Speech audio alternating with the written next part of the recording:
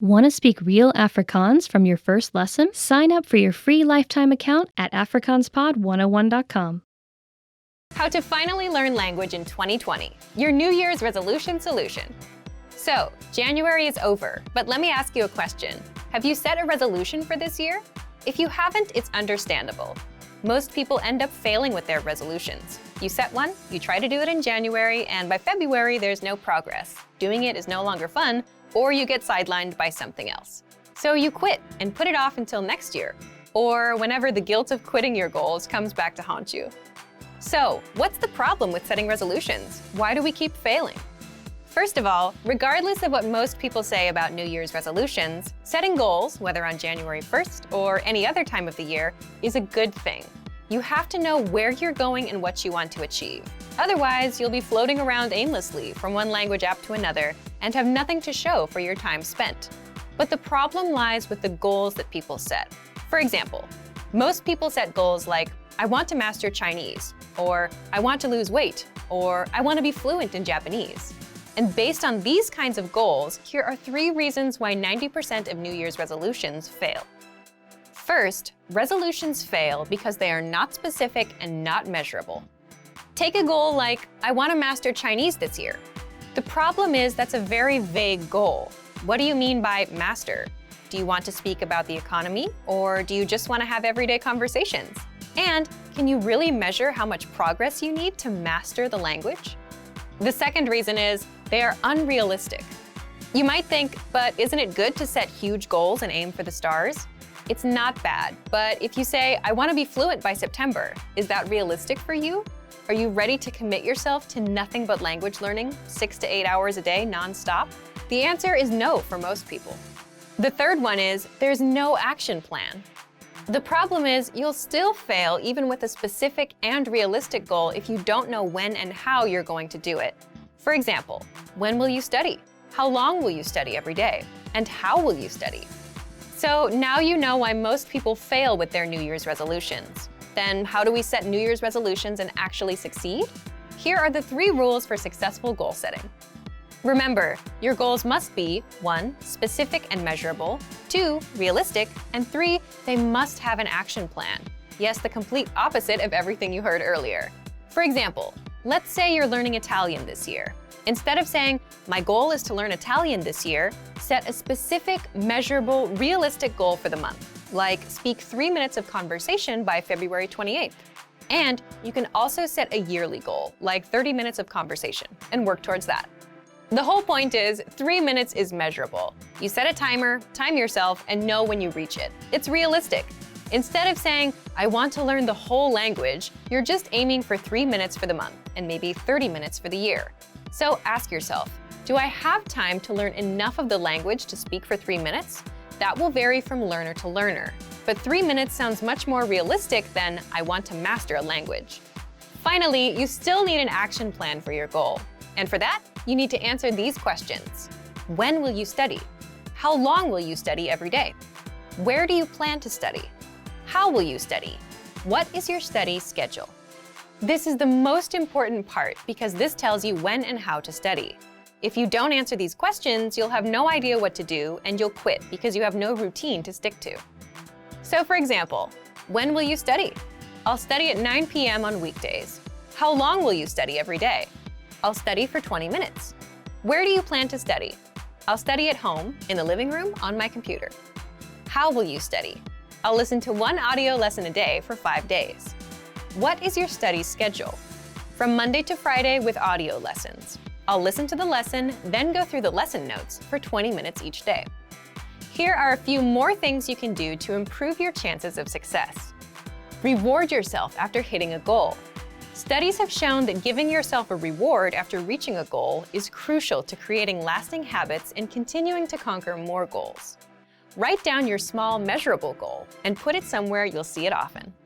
Now that you know why New Year's resolutions fail and you know what to do differently, it's time to set your goal. Our suggested goal for you for February 2020 is speak 1 minute of conversation in your target language. The deadline is February 28th. Remember to set your action plan as well. Just answer these 5 questions. Leave us a comment letting us know your answers, and then you're ready to go. Okay, Today's topic is how remembering your mistakes can help you learn faster. First, take a moment and think of a time when you made a mistake. Maybe you were at work, maybe you were at school, maybe you were shopping or in another public place. We can all probably clearly remember many mistakes we've made. We also remember the reactions of the people around us. Some people are understanding, some people aren't so understanding. But why do we remember these situations so clearly? Psychologically speaking, negative things tend to impact us more than positive things. For example, if we're asked to choose between gaining friends or gaining money and losing friends or losing money, we'll choose not to lose friends or lose money, not to gain. This is called loss aversion. We tend to avoid losing more than we work on gaining. We spend time thinking about our negative past experiences to avoid them in the future. Because of this, negative events, like making mistakes, stay in our minds for a very long time. And this happens in language learning. If you make a language mistake while chatting with a native speaker, it'll probably be hard to forget. Yes, it's true that when we're learning another language, we don't always know when we've made a mistake. But when we realize we've used the wrong word, used grammar incorrectly, spelled something wrong or similar, we tend to remember the situation vividly. In some languages, just a tiny change in pronunciation, tone, or writing could make a big difference, so mistakes are a big source of worry for many learners. But the fact that mistakes are very hard for us to forget can be a powerful tool when learning a language. We want to avoid the feeling of embarrassment that comes after a mistake, so we work hard to correct ourselves. Past mistakes can motivate us to try harder. We can use our mistakes as a tool in our language learning. But we can't make these emotionally powerful mistakes by reading a textbook or even by taking a lesson with a teacher. The only way you can make these mistakes is by speaking in real conversations and messing up. So, what can you take away from this? Let's jump into the second part: how to use mistakes in your language learning. We can give advice like go ahead and make mistakes, but that's easier said than done. Here are 3 tips to help you make the most of your mistakes. 1. Speak in your target language as much as possible. Why? Because part of the learning process is making mistakes. Accept that mistakes are going to happen. If you're not making any mistakes ever, then you're probably not challenging yourself. 2. Look for opportunities to speak. Many learners have trouble finding public places to practice the language they're studying. See if there are language groups in your community or at your school. If you have trouble with that, look online and be creative. You don't need to search for groups specifically for language learners. See if you can find a hobby discussion in your target language. Maybe you'll find a news discussion group. Think outside the box. Find somewhere to practice and make mistakes. When you do mess up, you'll probably remember it. 3. Build on your experiences. Think carefully about your conversations after you have them, and work to make them longer each time. If you made a mistake in your first conversation, think about how to fix it. If you said only a few sentences in your first discussion, work to speak for 15 or 30 seconds on the next discussion. Challenge yourself. Many learners have trouble finding opportunities to speak that work with their schedule and their level. If you're not sure where else you can practice, you can consider hiring a tutor. If you're a Premium Plus member on our website, you can practice with your teacher. It's still important, where possible, to practice and make mistakes in real-life situations. This will help you to more carefully reflect on your conversations and work to improve. It isn't quite the same as studying with a textbook or a hired tutor. This strong desire to avoid making a mistake will help you work to improve. You'll be motivated to try harder. This can help you learn faster. The easiest way to start writing and improve on your own. Most language learners start with reading or speaking first. We all want to speak. Typically, most learners start their studies by reading textbooks or articles online.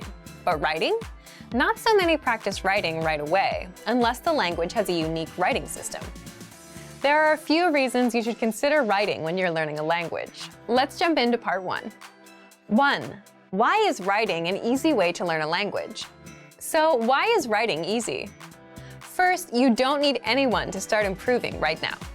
When it comes to language learning, we all want feedback and corrections. And for that, we either need a teacher or a learning program that can quiz us. But if you want to improve on your own without waiting on anyone else, or if you don't have access to a teacher, you can start with writing. You'll find out how in just a minute. Second, you don't need to worry about what to write. How does this work? The easiest way to start writing is to copy text from somewhere else. That way, you don't have to worry about what to write or how to spell things. Just get a piece of paper and a pen and copy things from a resource you're using. You can even try doing this with your favorite quotes or ideas. Copy them word by word. Third, it can help you build a strong routine. Imagine you copy 2 sentences per day. It's simple, and it just takes a minute or 2. That means you can stick to it on a daily basis. And if you can learn to stick with that, you can stick to other learning routines in the future. And fourth, you'll end up improving all areas of the language. How? Well, if you're copying out a few sentences a day, you'll end up indirectly learning a lot of words, grammar rules, and lines you can actually use, simply because you're exposed to them. And if you read what you write, you'll improve your reading and comprehension skills too. So, how can you actually start writing in practice? Let's move on to part 2. Part 2. How to practice writing with our lessons on your own time. Number 1. If you're taking our lessons, write out the phrases, sentences, and conversations by hand. This means writing every phrase and sentence that you learn in the lessons by hand in a notebook. You can also write out the conversations in the dialogue study tool, example sentences from the lesson notes, words and phrases from our vocabulary lists, and words and sentences from the Daily Dose app and the Word of the Day. Number 2. Write short sentences to your Premium Plus teacher. If you're a Premium Plus member, write a message and send it to your Premium Plus teacher for review. In fact, as a first step, all new Premium Plus users have to write a self-introduction and send it to their teachers. Your teacher will review your work, send feedback, corrections, and help you improve your writing skills fast. You can even write something out by hand, take a picture of it, and send it to your teacher. Number 3. Leave a comment on the lessons. After you're done with a lesson, be sure to use what you've learned, whether a new word or a grammar point. Leave a comment in the comment section, and our teachers will review it and give you feedback. Number 4. Dictation. This may be best for advanced learners. Dictation is a study method where you write down what you hear as a way to test your writing and listening skills. You can do this with any one of our audio or video lessons. Number 5. Create sentences using newly learned words. You can learn new words with our lessons, the Word of the Day, the vocab lists, and the core 2,000 word list, which gives you the 2,000 most frequently used words. And, as mentioned before, you can also leave comments for our teachers to review. Number 6. Take the writing quizzes. With every lesson, you'll get review quizzes to help you master what you've learned. Just scroll down to the vocabulary section or click on vocabulary. Then, click on Take a Quiz, and that's it. Now you know how to improve your target language on your own. Just copy things out. If you're having a hard time sticking with language learning, you'll find out how to fix it now. Let's jump into the first part. 1. How to map your routine and set your schedule. First, here's a quick question for you. Which of these would you rather have? A. The world's most comprehensive language learning resources, but a weak study routine. Or B. A strong study routine and average resources. Leave your answer in the comments. But there is a correct answer here. You want a strong study routine. Why? You can have the best app or textbook in the world, but if you don't use it because you don't have a learning routine or a habit, you won't learn anything. If you have a strong routine and work ethic and just a dictionary and internet access, you'll learn more than someone with the best program and no routine. The point is, we are creatures of routines and habits, and our habits can be used for good or bad. They make us or break us. For example, if you have a bad habit, like going to bed at 4 a.m., you'll always feel tired when you wake up for work or school in the morning.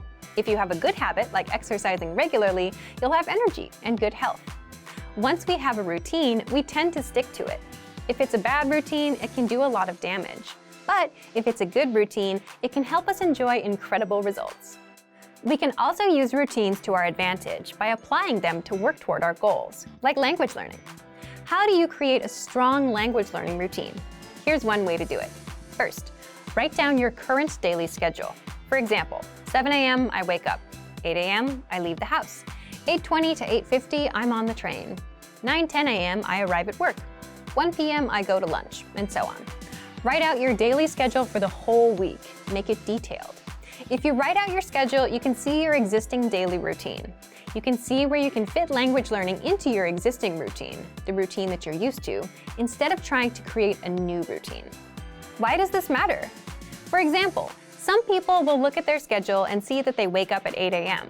They think that if they wake up at 7 a.m., they can have an extra hour for language learning. But for many of us, that approach usually doesn't work because it's not something we're used to.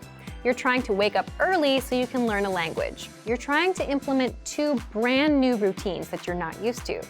For many people, this results in failure. Even if you do wake up at 7 a.m., will you get out of bed immediately and jump straight to learning every day?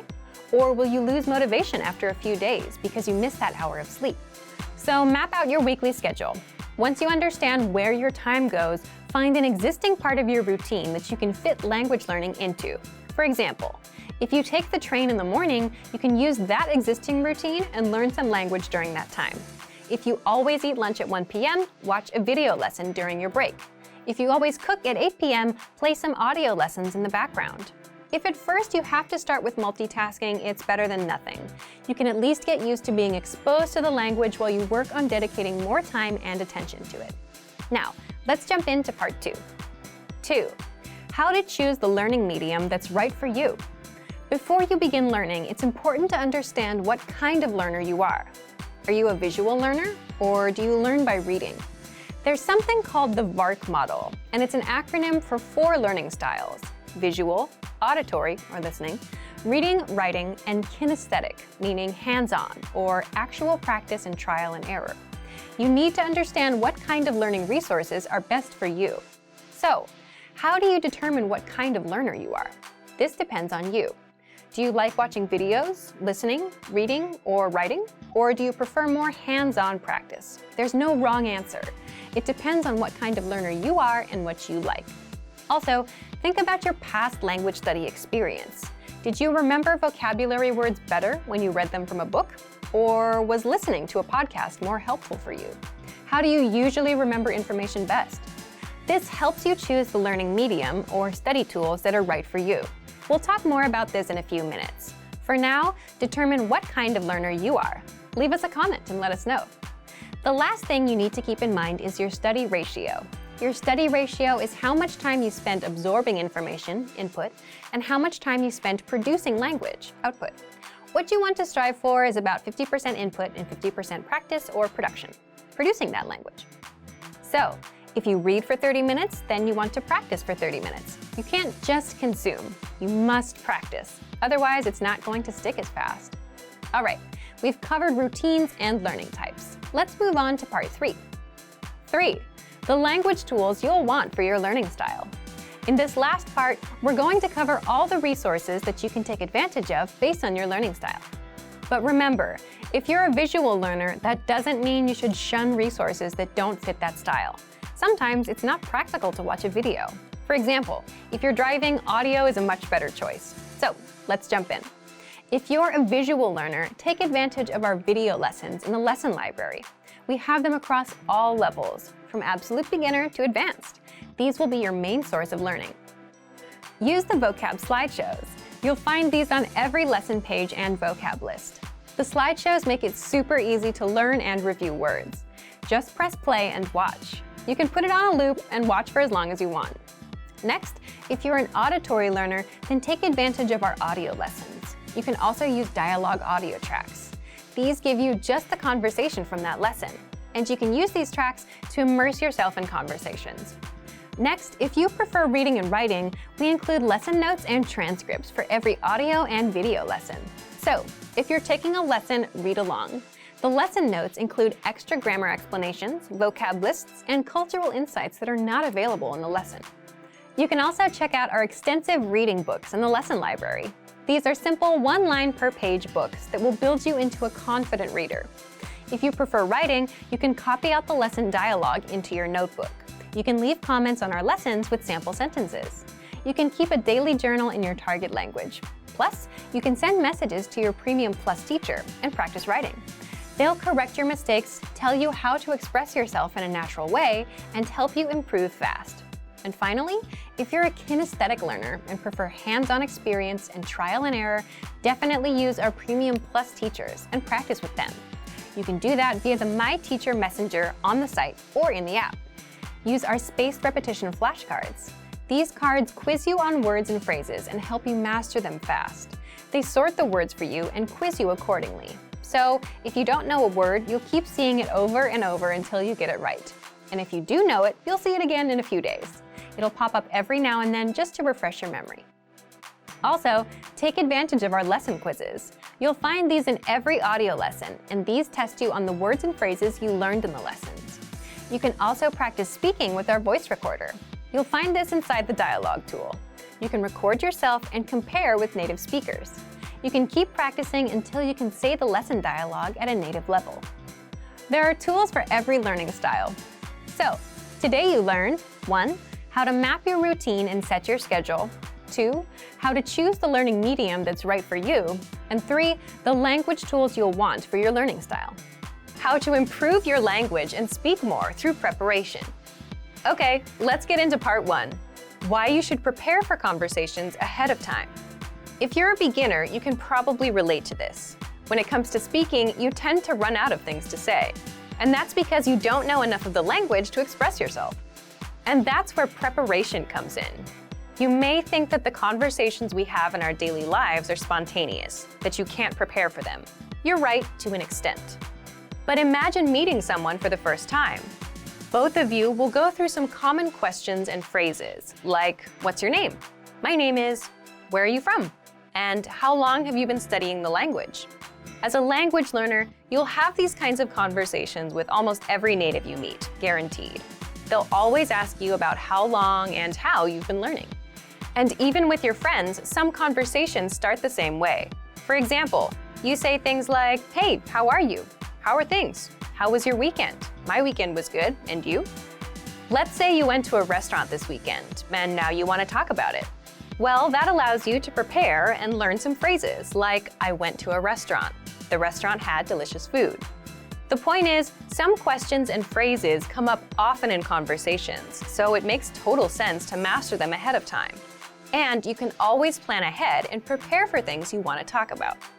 When it comes time to speak, you know what to say, how to respond, and you don't run out of talking points as quickly. So, how do you prepare? Let's jump into part 2.